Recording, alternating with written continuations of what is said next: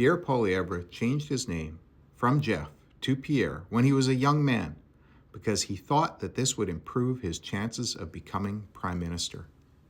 This was his goal. This was his dream. He never really had a good idea for governing, and he doesn't even understand ideology. He has no concept of history. Don't believe me? He thought the Nazis were socialists just because they used the name ironically.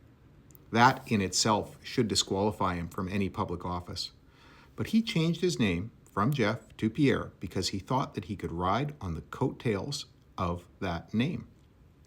But things went sideways for him. First of all, the real Pierre's son was a reasonable, empathetic, intelligent person capable of keeping him from ever becoming prime minister. He was more than a slogan. He was substance. And who steps forward after that? Mark Carney, who is an actual world-class expert, not someone who was desperately wanting the job, not someone who felt that it was their life's goal to have that job, but someone who saw that they could do the job better than anyone else and decided it was the right thing to do. And so now Pierre's chances of becoming prime minister are completely non-existent. He will never be in that position. He will never be prime minister. And he hangs on to the detriment of Canada and his party.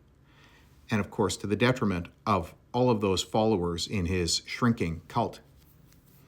It's all kind of pathetic. He had the name change, had some slogans, but had no depth of knowledge and no worthwhile ideas, nothing to contribute, no actual understanding of how society works, and little knowledge of government or how an economy functions.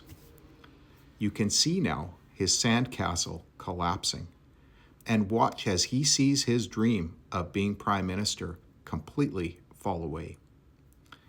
He's an interesting specimen because most people have imposter syndrome, even if they're really good at their job and knowledgeable about their job.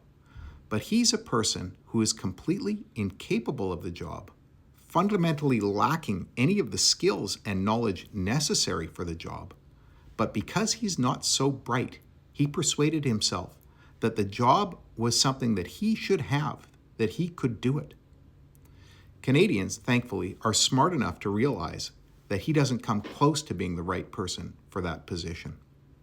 The question is, how long will his cultish followers continue to follow him? I suspect he will never personally come to the conclusion that he is destined to lose. He's simply incapable of thinking that, so Dunning-Kruger effect in full display. Some people will continue to follow him to the end, but in the end, he's a loser.